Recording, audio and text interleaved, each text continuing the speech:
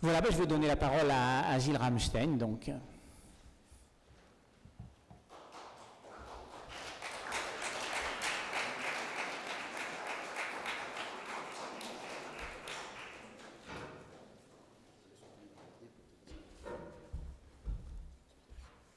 Bonsoir. Donc, comme il a été introduit, je ne suis pas du tout démographe. Ah, merci. Comme il a été introduit, je ne suis pas du tout démographe. Moi, ma spécialité, vous allez le voir, vous allez juste le voir, c'est plutôt le climat. Et donc, comme introduction à la soirée de ce soir, on va partir de loin.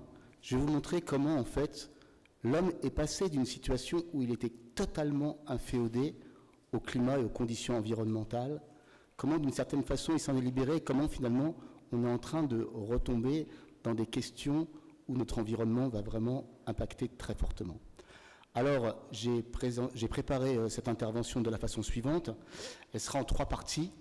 La première partie, elle va vous montrer comment finalement, depuis des millions d'années, nous et nos ancêtres, on a été soumis, inféodés vraiment, à des conditions climatiques et environnementales, et en fait comment la planète s'est peuplée d'abord de grands singes, puis d'hominidés, et comment ces grands singes, ces hominidés se sont dispersés, et comment finalement ils se sont aussi multipliés, et dans quel climat, dans quel contexte. Donc ça c'est la première partie, je passerai assez vite, puisque j'ai appris que c'était 25, moi je crois que c'était 35 minutes, mais vous pourrez toujours poser des questions. La deuxième partie sur laquelle vous aurez sans doute serez plus ancré, c'est les périodes plus récentes, le quaternaire, les cycles glaciaires interglaciaires, l'Holocène, qui est la période chaude dans laquelle on vit, le développement de l'agriculture, de la sédentarisation, l'explosion démographique. Donc je parlerai aussi de tout ça. Et en dernière partie, j'ouvrirai un peu sur quelques questions qui concernent l'empreinte écologique. Voilà. Donc on va commencer ce voyage par ce petit diagramme. Vous savez qu'en climat, une des questions qui revient extrêmement souvent quand vous faites des débats, c'est oui, mais le climat a toujours changé. Et là, ce que je vous montre, c'est l'évolution reconstruite du CO2, qui est donc le principal gaz à effet de serre, au cours des 600 derniers millions d'années. Donc le climat, évidemment, il a toujours varié, seulement là, il varie très vite avec en 2050, 9 milliards d'hommes, ce qui pose des conditions très particulières. Entre parenthèses, pourquoi je vous montre ce graphe? C'est parce que vous voyez que sur les 600 derniers millions d'années, en fait, le taux de CO2 a été très souvent très haut. Donc la question essentielle, ce n'est pas la hauteur du CO2, c'est aussi le fait que ça se passe dans un monde où on est 9 milliards. Je reviendrai là-dessus. Donc voilà, maintenant je vais vous parler de nous, enfin de nos ancêtres. Bon. Et donc ça, ce sont les grands singes, ce sont des populations qui ont commencé et qui ont vécu au Néogène il y a 20 millions d'années, c'est à peu près l'origine des grands singes, en Afrique centrale tropicale. Pourquoi en Afrique centrale tropicale? Eh bien parce qu'ils avaient des forêts tropicales, et les forêts tropicales leur donnaient des fruits toute l'année, donc c'était leur environnement naturel, ils n'avaient aucune raison réellement d'en sortir. Or, ils en sont sortis il y a à peu près 17-15 millions d'années, et ils en sont sortis essentiellement parce que, encore une fois, alors que depuis 40 millions d'années le CO2 baisse, il y a eu une inversion autour de la période qu'on appelle le Mid-Miocene Climate Optimum, une inversion, c'est-à-dire qu'il s'est mis à faire chaud, que le CO2 est remonté, et ça a permis aux forêts tropicales, qui étaient en Afrique, de s'étendre en Europe. Et donc ça a permis à un environnement de s'étendre, ça on le sait parce qu'on a plein de documentation sur les pollens, sur le fait qu'il y avait des forêts tropicales, et ça a permis pour la première fois aux grands singes de sortir. Donc la diapo suivante, elle vous montre un peu cette saga, et le fait que les grands singes se sont dispersés comme ça dans le monde pour la première fois entre, disons, 17 et 7 millions d'années, c'est essentiellement lié au climat. Donc le premier panel que vous voyez là, il y a à peu près 23 millions d'années, ils sont en Afrique centrale tropicale, ils habitent dans des forêts tropicales, ils ont des fruits toute l'année. Vers 17 millions d'années, à cause du changement climatique, ces forêts tropicales envahissent l'Europe et on commence à trouver les premiers fossiles de grands singes parce qu'un certain nombre ont trouvé intéressant de passer et aussi parce qu'ils avaient les conditions pour le faire. Et donc on en trouve en Europe. Malheureusement, le climat va cesser de se dégrader depuis 17-15 millions d'années jusqu'à nos jours et de se refroidir. Et donc en fait, il va faire beaucoup trop froid pour les forêts tropicales et pour les grands singes, et ces grands singes vont migrer. Ils vont d'abord migrer en Asie centrale, on trouve du registre fossile, et puis finalement, ils vont arriver dans le sud-est asiatique et en Indonésie, on les trouve aujourd'hui avec des conditions environnementales qui leur conviennent. Donc moi, mon travail, c'est un peu ça, c'est à partir de modèles climatiques, donc c'est la diapo suivante, elle est un peu compliquée, mais je vais vous l'expliquer très rapidement.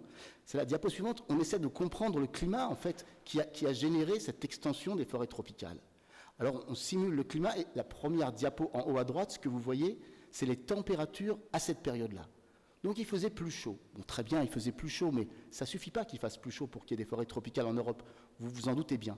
Donc le diagramme suivant, en haut à gauche, ça vous montre le cycle saisonnier tel qu'on le simule pour ces périodes-là.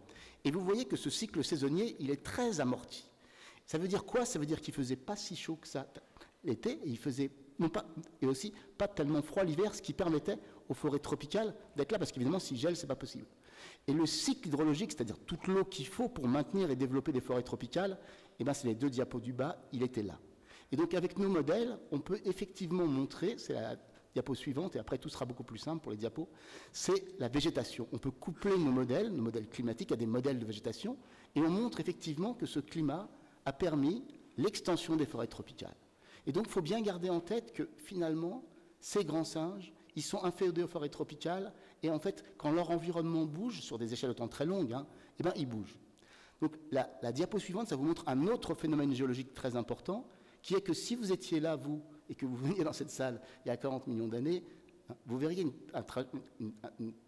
quelque chose de complètement différent parce que, en fait, le climat était extrêmement, beaucoup plus stable les dernières dizaines de millions d'années parce qu'il y avait une énorme mer épicontinentale qui couvrait toute l'Europe de l'Est et une grande partie de l'Ouest asiatique. Et ce climat-là, à cause de cette mer épicontinentale, était extrêmement zonal, beaucoup moins marqué.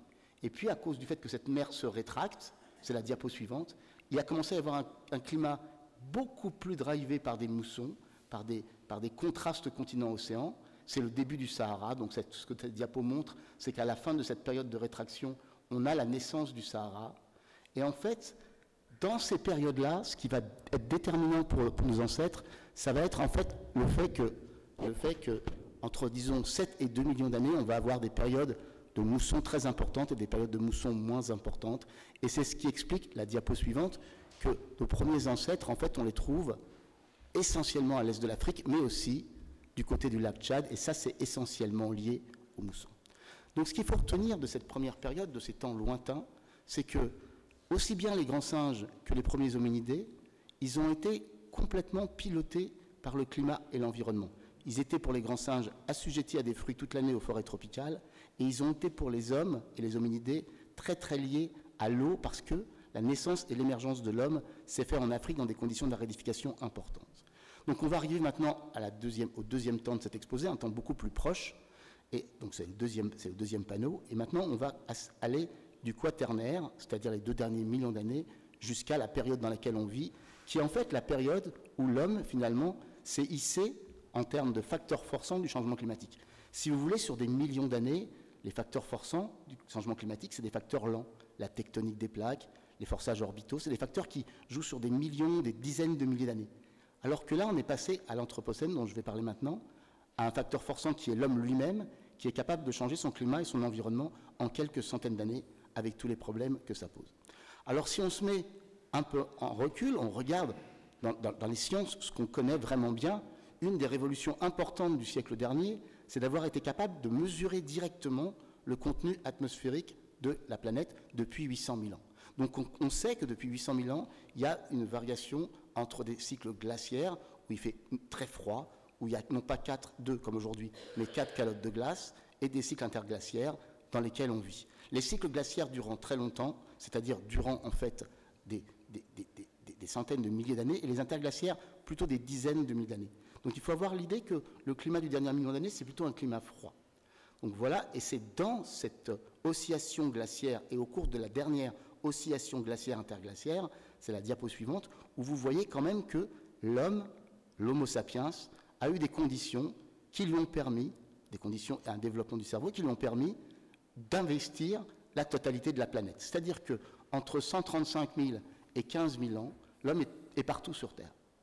Donc la diapo suivante, elle vous montre maintenant, on prend un peu moins de recul, là je vous ai montré le climat sur 800 000 ans, le climat sur le dernier cycle glaciaire, maintenant on regarde le climat sur les 10 000 dernières années, et vous voyez qu'en fait, les 10 000 dernières années qu'on appelle l'Holocène, c'est un climat stable, relativement stable.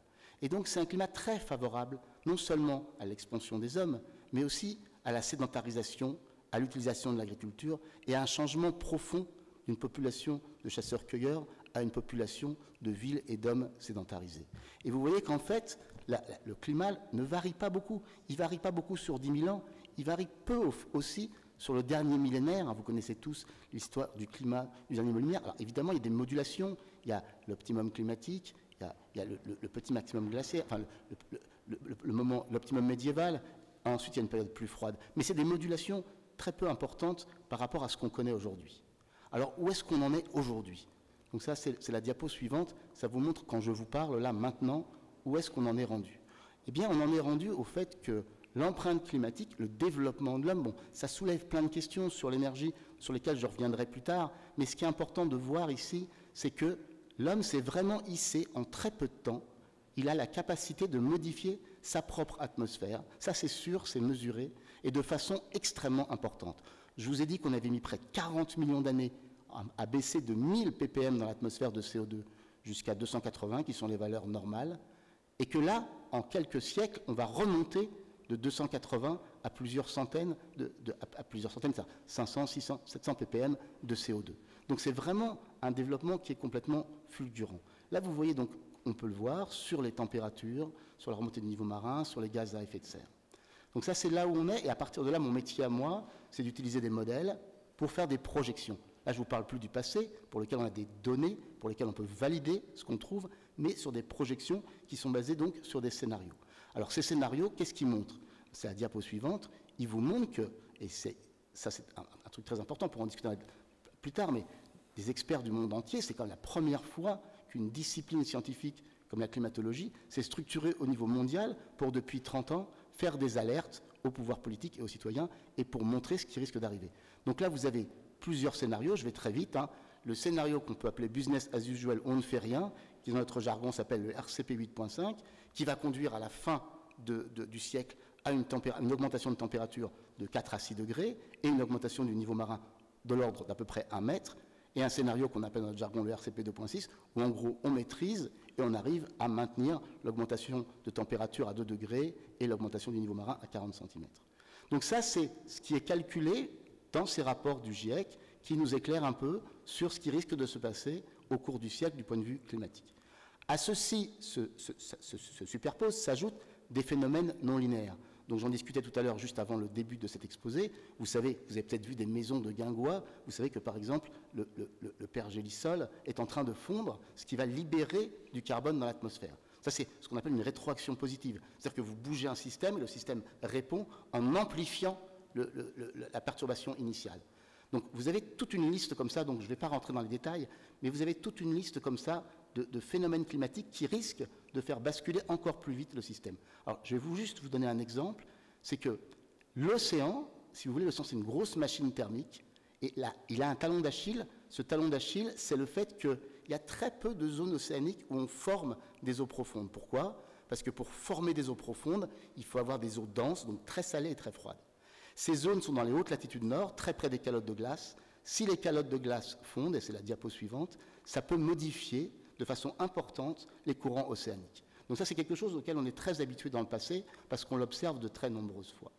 Donc nous, on s'est intéressé à voir, c'est la diapo suivante de méthodologie, sur si on prend le pire des scénarios, qui est le RCP 8.5, et qu'on regarde ce qui se passerait si les calottes de glace fondent plus vite. Donc on s'est intéressé à ça, on s'est intéressé à faire une fonte des calottes de glace plus importantes.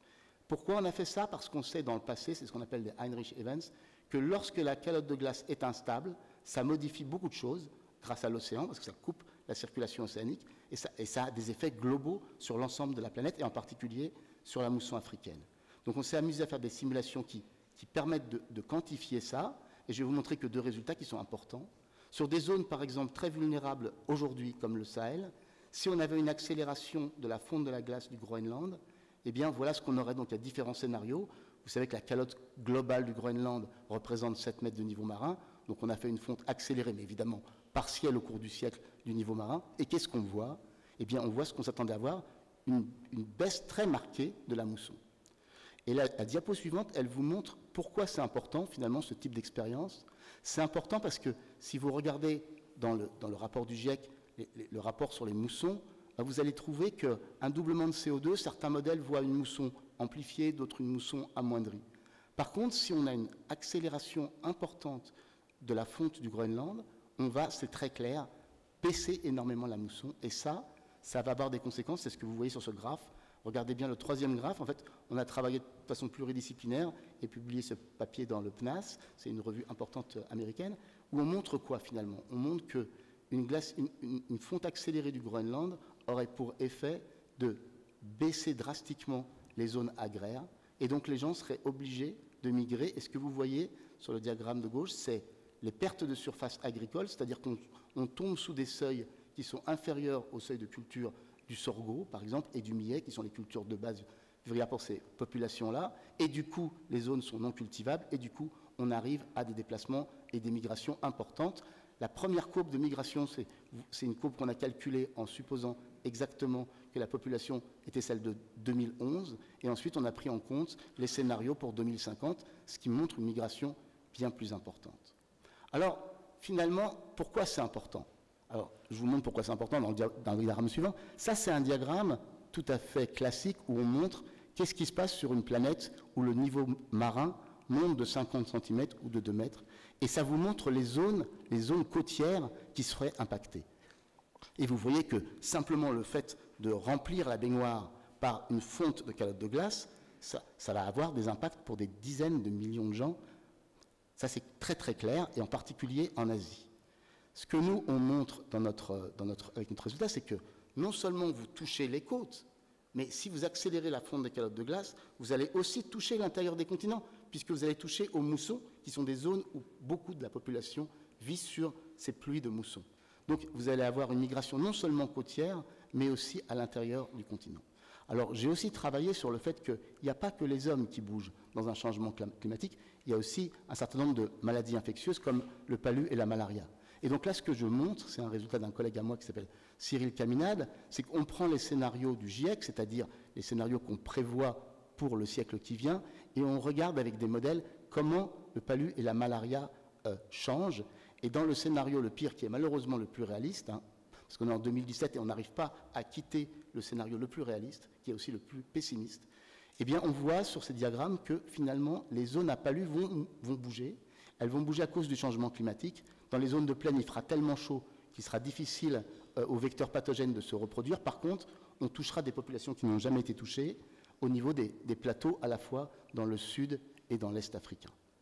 Voilà. Donc ça, c'est un résultat important qu'il faut comprendre, c'est qu'on parle souvent des migrations humaines, mais ce n'est pas évidemment qu'un problème de migration humaine, c'est un problème de migration de l'environnement, avec tout ce que ça comporte, y compris des vecteurs pathogènes.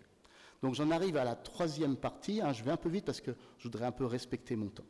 Donc là, on a fait un petit voyage ensemble de quelques millions d'années, je vous ai montré en quoi, finalement, on est passé d'une situation où l'homme était complètement inféodé à son environnement, à une situation où l'homme bouleverse son environnement et par retour de bâton est touché par ce développement.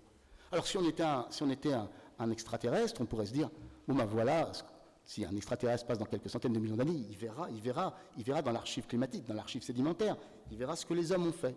Il verra que les hommes ont brûlé en quelques centaines d'années les combustibles fossiles, comme un peu un feu d'artifice, en sachant que c'est une ressource finie qu'on est en train de brûler très rapidement et que ça a le mauvais goût de produire du CO2, qui est un gaz à effet de serre, et sans compter beaucoup d'autres aspects dont je ne parle pas.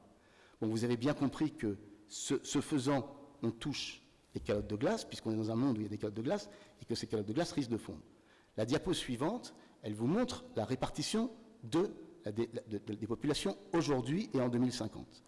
Donc vous voyez bien que ce n'est pas négligeable comme effet, parce que la plupart des populations humaines vivent sur les côtes. Donc ça, c'est vraiment quelque chose qui est important pour les 7 milliards d'hommes qu'on est, pour les 9 milliards d'hommes qu'on sera, mais qui n'est pas important pour la Terre. Il ne s'agit pas de sauver la planète, il s'agit juste de gérer la population humaine telle qu'elle est répartie aujourd'hui. Alors la diapo suivante que j'ai prise à Philippe Altefeld, c'est une diapo qui montre l'évolution démographique depuis 1880. Donc ça, c'est une donnée factuelle.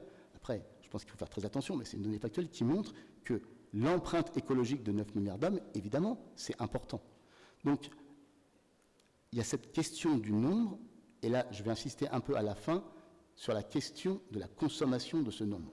Là, ce que vous voyez, c'est l'énergie primaire et sa répartition en termes de différentes sources d'énergie, aussi bien le charbon, le pétrole, le gaz, les énergies renouvelables, et vous les voyez ici en fonction du temps et en fonction de ce qu'elles représentent comme énergie primaire. Ce qui est important de voir, c'est que aujourd'hui, en particulier à cause de la démographie, mais pas que, on est en train de puiser dans nos ressources de façon considérable et de continuer à puiser. C'est-à-dire que l'énergie primaire globale, vous le voyez sur ce graphe, continue de monter. Elle monte dans quelles conditions? Elle monte, c'est la diapo suivante, dans des conditions d'extrême inégalité. C'est-à-dire que là, j'ai fait figurer combien un Qatari dépense par an et combien un Éthiopien dépense par an. Vous voyez bien, et combien la population mondiale dépense d'énergie par an. Donc c'est cette question, d'une part, de la ressource et de son emploi, et d'autre part, de la limite de ces ressources, c'est la diapo suivante, font qu'il y a, entre guillemets, urgence à changer de trajectoire énergétique. Pourquoi? D'une part, comme je vous l'ai montré, parce que le climat, à des échelles de décades, va franchement changer, dans un monde où on sait qu'on aura 9 milliards d'habitants en 2050, et qui plus est dans un monde où on sait, pour les générations futures, que les ressources sont finies. Donc voilà, moi j'ai fait mon introduction, maintenant je vais passer à la dernière diapo, qui sont juste quelques pistes. Donc je pense que j'ai bien insisté sur le fait que, évidemment, il va falloir gérer, on n'aura pas le choix de toute façon, une empreinte écologique, comme le premier orateur l'a dit, avec une population mondiale où les hommes atteindront 9 milliards. Ça pose beaucoup de problèmes. Une Terre de 9 milliards d'hommes, des problèmes qu'on peut résoudre, mais beaucoup de problèmes auxquels on est confronté aujourd'hui, alors en termes de démographie, mais surtout aussi en termes de biodiversité, parce que l'empreinte de 9 milliards d'hommes, il semble que ça aille de pair avec la disparition de millions d'espèces, et en termes de ressources. Et donc moi, je suis tout à fait conscient qu'il y a un certain nombre de leviers sur ça. Il y a des leviers qui sont très importants, qui sont, à mon avis, qu'il est urgent de changer la trajectoire énergétique de notre planète. Pour changer la trajectoire énergétique de notre planète, il y a plusieurs possibilités. Pour en discuter, à mon avis, les possibilités les plus importantes sont les possibilités liées à la culture, c'est-à-dire, c'est pour ça que je suis là un peu, faire comprendre quels sont les enjeux pour prendre les bonnes décisions. Et il y a aussi le fait qu'il faut gérer la démographie comme on va gérer les changements climatiques. Voilà. Ceci dit, je vous remercie de m'avoir écouté.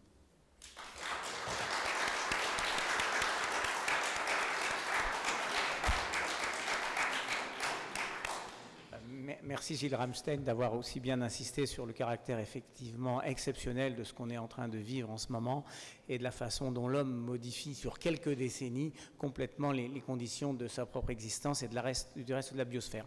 Alors je vous propose de passer un petit quart d'heure sur ces questions et de poser à Gilles Ramstein toutes les interrogations qui vous tracassent. Il y a un micro dans la salle qui vous sera passé.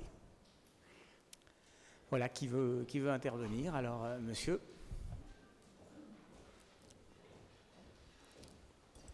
Merci.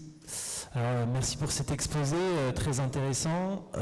J'avais une question concernant le tableau où on voyait les inégalités, justement, les différences, voilà exactement, ce tableau-ci, où on voyait la différence d'évolution des consommations par rapport au pays ou au continent. En tout cas, est-ce que le problème, il n'est pas justement dans ces inégalités plutôt que dans le nombre de personnes qui vivent sur Terre? Parce que ça, c'est vraiment la question qui revient tout le temps. Hein. Bon, alors, bon, d'abord, je m'excuse, je suis non-voyant, donc si je ne vous regarde pas, vous offusquez pas. Hein. Mais par contre, je vais bien répondre à la question. Alors, sur la question que vous posez, c'est une question fondamentale. C'est une question tout à fait fondamentale. On peut dire que l'énergie dont on a besoin, c'est le nombre d'hommes qui sont sur Terre multiplié par l'énergie moyenne qu'il faut par habitant. Bon, ça c'est un peu simplifié quand on voit justement ce spectre de différence d'énergie, qui peut aussi se traduire du point de vue géographique. Bien sûr que l'inégalité est un frein majeur au changement climatique, c'est sûr et certain.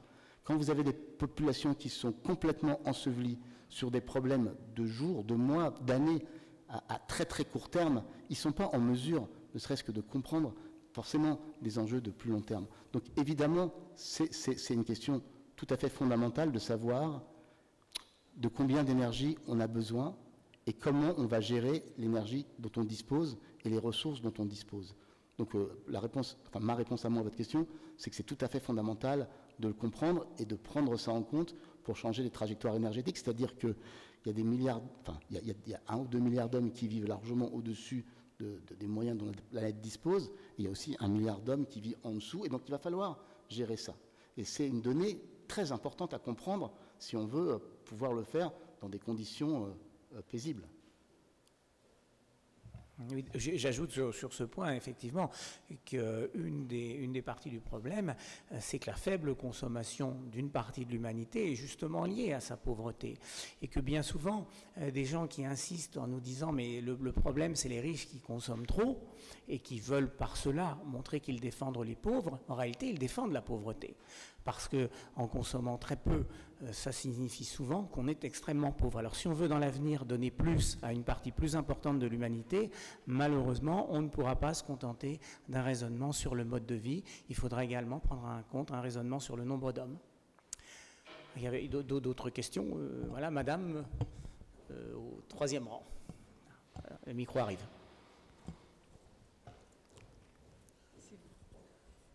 Bonjour, je suis Anne Coudrin, je ne sais pas si tu te souviens de moi. Voilà. Je me souviens. Mais Gilles aussi, voilà, je l'avais connu à LSCE. Moi, j'ai travaillé un peu, donc, comme chercheur aussi récemment, sur pourquoi on ne change pas, pourquoi les êtres humains ne changent pas suffisamment vite. J'ai trouvé des choses, etc. Mais je pense que la question, elle est finalement plus là à cause d'une question d'urgence. Et que pour pouvoir aller plus vite, on entend ici ou là, il faut que chacun change avec bonheur, envie, enthousiasme, etc. Et que pour ça, j'ai cru comprendre, j'aperçois 2 voies, en entendant par exemple Hervé Le Treut, lui aussi un modélisateur du climat, qui a fait un travail un peu à côté de son travail central de chercheur, en allant en Aquitaine et en stimulant un travail avec la société, sur place, sur toute l'Aquitaine, qu'est-ce qui va se passer dans 10, 20 ou 30 ans ? Qu'on y croit, qu'on n'y croit pas, peu importe. Mais voilà, comment que la population se projette vraiment techniquement dans tiens, telle vigne va être submergée, tel ceci, tel cela, et ça donne envie. Et je crois que c'est le cas aussi, pas en Californie, en Floride, pardon, qu'il y a eu des choses un peu comme ça, de regarder vraiment dans le concret, dans son territoire. Ça, c'est une voie. La deuxième voie, et parce qu'il y a un jeune ingénieur à côté de moi, c'est qu'on entend que la jeunesse, c'est presque pour des questions à la fois morales, politiques ou autres, que en fait, ils ont envie de changer de référentiel, ils ont envie de quelque chose qui soit plus généreux, un peu moins injuste, moins je sais pas quoi. Et ça peut être un ressort de modification rapide. J'aimerais avoir votre point de vue sur ça, peut-être que je me trompe complètement. Mon point de vue, il est très simple. Je pense que vous avez raison. Il y a plusieurs choses qui sont importantes.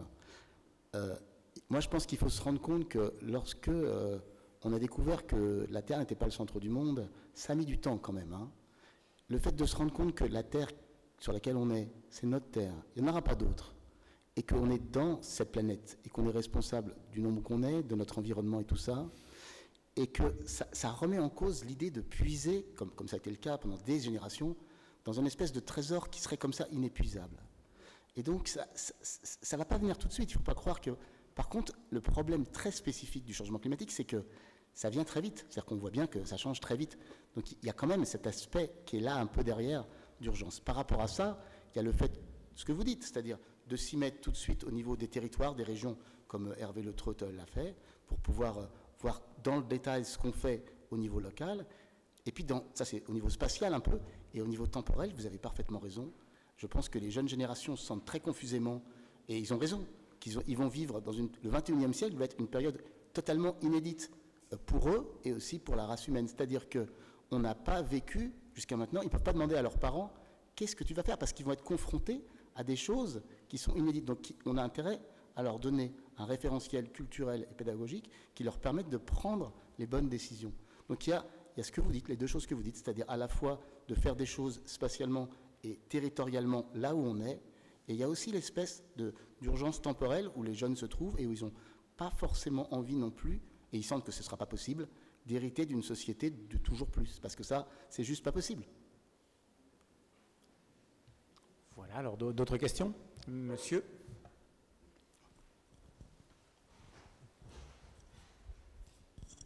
Oui, bonsoir. Déjà, merci pour cet exposé. Bonsoir à tous. Alors moi, j'ai une question qui est un petit peu pointue, un peu technique, concernant les Nations Unies. Bon, les Nations Unies sont une structure supranationale qui est toujours prompte à régler les problèmes du monde. Qu'ont-ils prévu, par exemple, pour commencer à s'occuper de démographie IES explosive, comme celle du Nigeria et de l'Égypte? Démographies qui sont pratiquement hors de contrôle et qui pourraient peut-être mener à des guerres proches, voire futures, dans un futur pas trop lointain, quoi. Hein? Donc est-ce qu'il y a quelque chose qui est prévu dans les cartons, dans ces organisations internationales pour s'occuper de ce problème? Voilà. Alors là, ma réponse va être très, très claire. Vous vous adressez à la mauvaise personne. Moi, je ne peux pas répondre à cette question-là. Je ne suis pas compétent. Par contre, puisque vous parlez de l'ONU et tout ça, je peux répondre à une question que vous ne m'avez pas posée, mais je ne peux pas répondre à celle que vous m'avez posée parce que je ne suis pas compétent. Je pense que ces organisations dont vous parlez font des COP. Et plein de gens peuvent se dire, mais à quoi ça sert finalement, puisqu'il y a COP sur COP et rien ne se passe. Il n'empêche quand même que depuis 30 ans, grâce à cette structuration, des milliers de climatologues dans le monde, parce que ces rapports sont rédigés par des centaines de climatologues et corrigés par des milliers de climatologues, lancent des alertes sur le climat. Et donc ça, c'est mon travail. Donc sur ça, je peux vous dire qu'effectivement, il ne faut pas s'asseoir que là-dessus.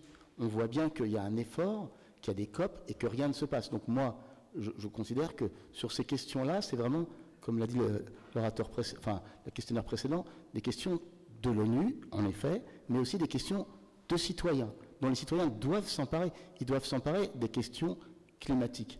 Après, s'ils doivent s'emparer des questions démographiques, je pense qu'il vaut mieux le demander à quelqu'un qui s'intéresse à ces questions-là. Moi, je peux pas. Je pense qu'il y aura des orateurs peut-être après qui pourront être mieux à même que moi de répondre à ça, mais moi, je ne peux pas vous dire ce que l'ONU a prévu dans le cadre de l'expansion démographique du Nigeria et de l'Égypte. Je suis juste pas compétent. Ce que je peux... Oui.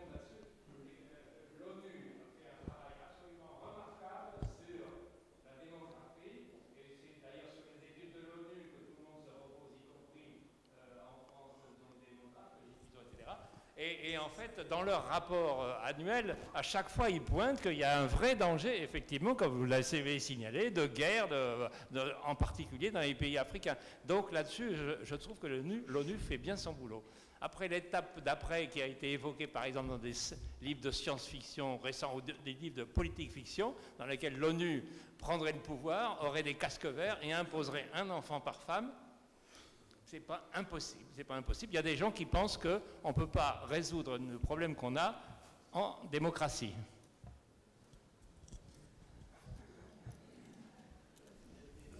Oui.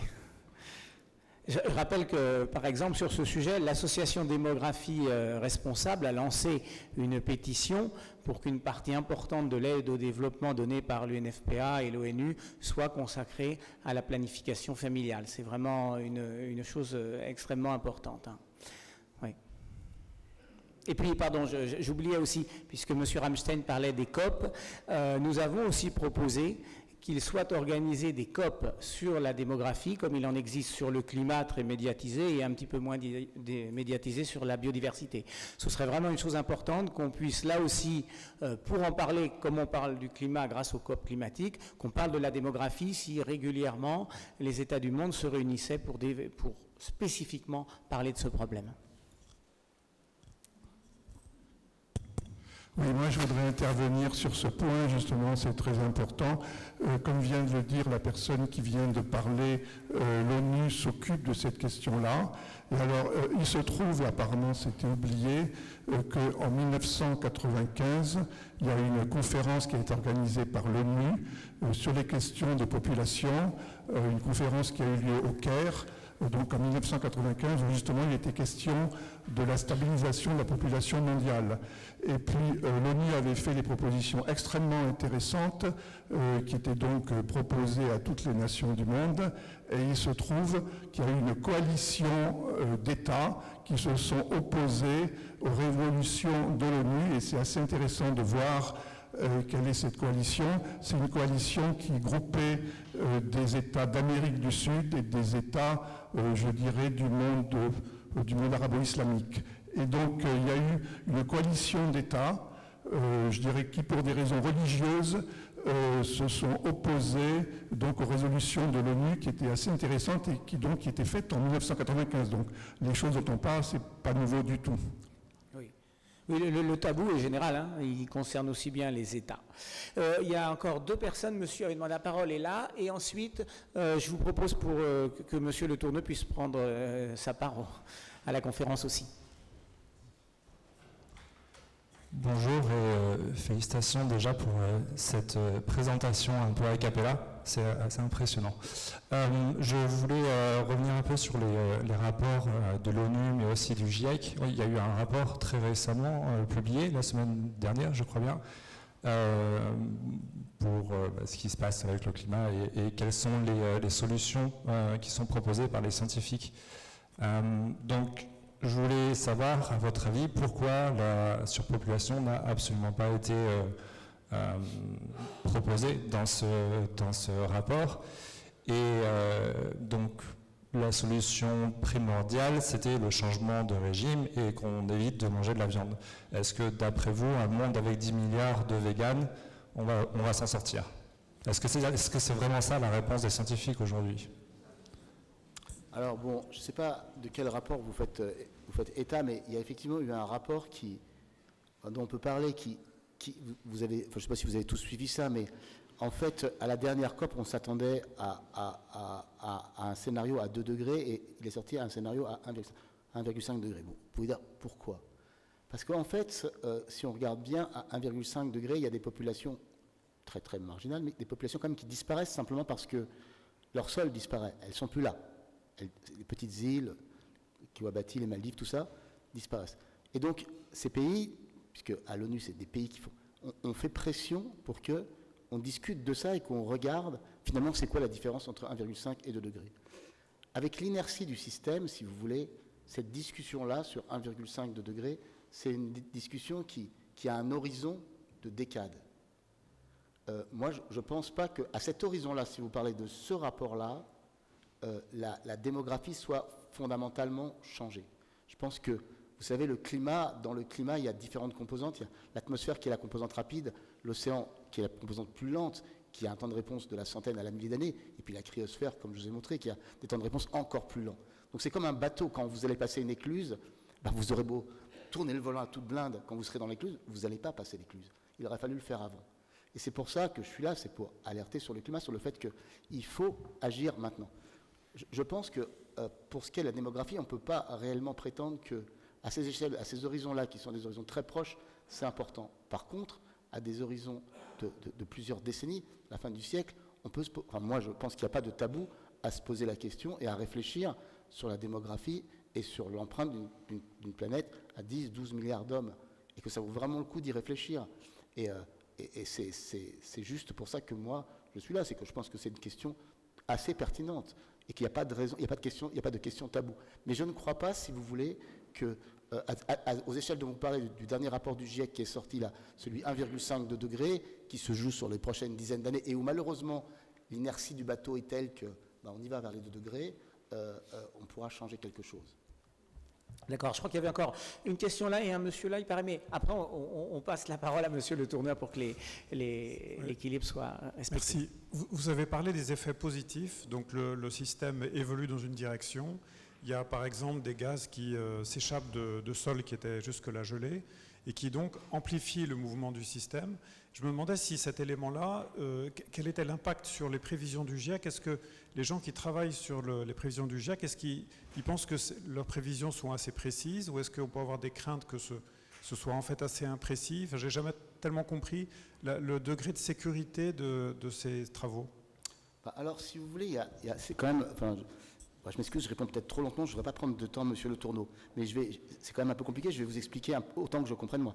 Si vous voulez, on est sur un système qui est le système climatique global, et donc les scientifiques, des milliers de scientifiques, essaient de comprendre, finalement, vous mettez du CO2 dans l'atmosphère, donc vous changez le bilan radiatif. Après, ça c'est sûr, on le mesure. Après, comment le climat, qui est une grosse machine, va répondre, ça demande énormément de calculs. Donc ça, c'est un peu la phase linéaire, c'est-à-dire ce qu'on sait, il y a plein de calculateurs avec plein de processus.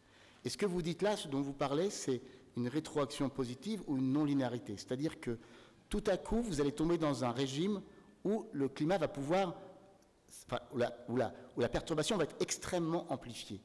Alors, il y a pas mal de certitudes dans les rapports du GIEC, et il y a un certain nombre d'incertitudes, c'est ce que j'ai montré tout à l'heure.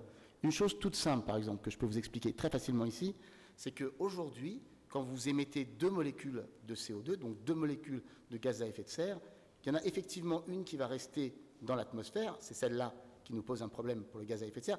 L'autre est naturellement prise en charge par soit la biologie marine, soit la végétation terrestre. Ce facteur de 1 pour 2 n'est pas gravé dans le marbre, il dépend de l'état de l'océan. Si l'océan se réchauffe, par exemple, eh bien, il est moins à même de pomper du CO2. Et donc vous voyez tout de suite que là, l'océan se réchauffe, hop, il est moins à même de pomper du CO2, donc le CO2 s'accumule plus dans l'atmosphère. Donc toutes ces non-linéarités-là sont à prendre en compte, et comme le système est complexe, ça génère une certaine incertitude. Mais dans les rapports du GIEC, vous avez quand même, et c'est explicité, c'est quand même assez bien balisé, à la fois les scénarios et les réponses. Alors ça n'exclut pas des surprises, hein, mais ça vous donne quand même un peu le paysage tel qu'il risque de se produire au cours du XXIe siècle, et c'est à cause un peu de ça, finalement, qu'aujourd'hui, on discute beaucoup de climat. Donc moi, je ne vois pas franchement ce qu'il y a de mal à discuter aussi des problèmes démographiques. Si on peut aider des pays à avoir rapidement des technologies qui leur permettent de baisser, comme c'est le cas, hein, dans les pays très développés, la natalité, elle baisse. Donc je ne vois pas pourquoi ce problème serait tabou. Mais voilà, il n'y a pas d'incertitude majeure. Il y a des surprises possibles, mais il y a quand même, dans les rapports du GIEC, beaucoup de choses qui sont balisées sur le climat. Je veux dire, si dans 50 ans, on est très mal, c'est pas, si vous voulez, pour moi, parce qu'on n'aura pas été informé. C'est parce qu'on n'aura pas su prendre les décisions à la hauteur du défi. Et c'est pour ça qu'il faut bien l'expliquer. Une dernière question, alors là, puis après on passe à l'intervention suivante. Oui, moi je voulais juste faire une petite intervention par rapport à la première question qui a été posée et qui effectivement qui revient de manière systématique parce que ça pose un problème. Les pauvres et les riches, si les riches changeaient leur mode de consommation, est-ce que ça ne serait pas plutôt la meilleure solution, la meilleure formule pour réduire ces menaces sur le plan climatique? Alors, on peut aller dans ce sens-là, parce que c'est vrai que dire, ben, ça serait bien si au Nigeria, il y avait moins d'habitants, en tout cas qui progressent moins vite, ou en Afrique d'une manière générale, et que, alors que les perspectives, les projections en Afrique sont tout à fait considérables hein, en termes de population, c'est vrai que c'est rejeté sur les gens les plus pauvres la responsabilité, et ça est quelque chose de choquant. Mais moi je remarque, là on est dans une période électorale, des gens qui proposent un SMIC à 500 €, il n'y en a pas beaucoup, de l'extrême gauche à l'extrême droite. Donc, moi j'ai écouté le président Bush qui a dit « notre mode de vie n'est pas négociable ». C'est la même chose. C'est-à-dire que ceux qui sont en haut du tableau, je ne parle pas du Qatar, parce que bon, le Qatar, c'est pas grave, ils ne sont pas très nombreux, mais les USA, la France, l'Europe et les États-Unis, il faudrait qu'ils baissent vraiment, les États-Unis peut-être de 6 fois, la France de 2 ou 3 fois, pour arriver au niveau mondial, et encore le niveau mondial, on est en dépassement dès le mois d'août. Donc le niveau idéal devrait être 1 sur ce tableau-là. Et 1, ça veut dire qu'en France, on diminue par 3 ou 4 notre niveau de vie. Il n'y a pas beaucoup de possibilités de faire un programme là-dessus à l'heure actuelle.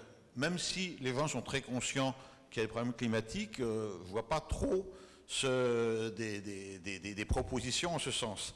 Donc, et je termine, excusez-moi, c'est un peu long, ce qu'il faut peut-être, c'est insister sur le fait que s'il y a moins de Français, c'est pas de génocider les Français, s'il y a moins d'Américains, s'il y a moins de, pas de Germains, mais d'Allemands ou de Japonais, ça favorisera certainement les menaces sur le climat. Donc, les problèmes démographiques, et c'est ça qui est bien, je trouve, dans la démographie responsable, ne sont pas uniquement de dire les Africains ils font trop d'enfants, ça serait bien s'ils en faisaient moins, ce qui n'est pas tout à fait faux, hein, mais c'est aussi de dire peut-être qu'en Europe, il faudrait moins d'enfants, il faudrait en tout cas moins de population sur la scène européenne, et il faut arrêter avec les politiques natalistes.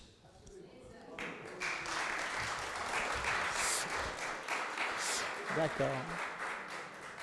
Écoutez, merci beaucoup à Gilles Ramstein, et puis je me permets aussi de rappeler, vous le verrez à la sortie, son ouvrage « Voyage à travers les climats de la Terre ». C'est une perle, c'est extraordinaire la quantité de choses qu'on peut apprendre. Moi je connais un peu ces sujets-là et c'est extraordinaire, ce livre il est fabuleux. Je vais passer